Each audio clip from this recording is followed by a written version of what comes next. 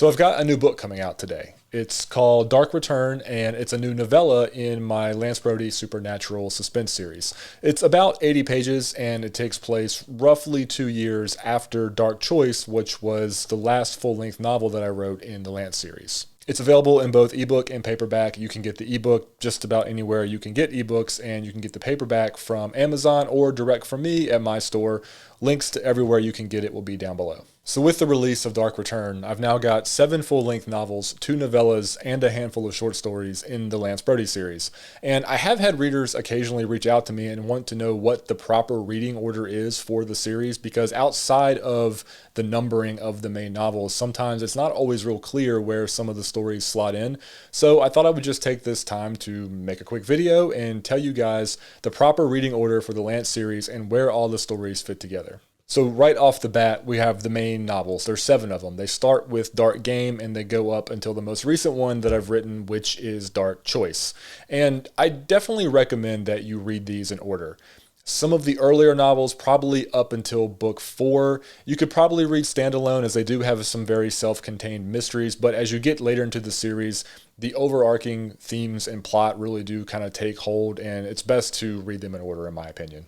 But the story that actually kicks off everything is the prequel novella, which I call Book 0, and that's Dark Beginnings.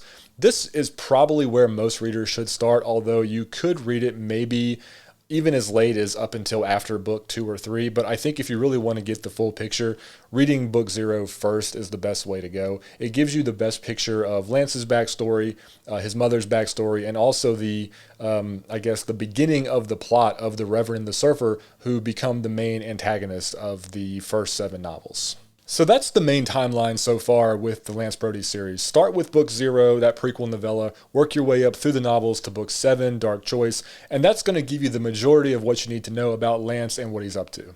But I do have 4 other short stories that are kind of sprinkled throughout the rest of the series that are more supplemental reads, but I still think they're fun, and if you like Lance, you should definitely check them out.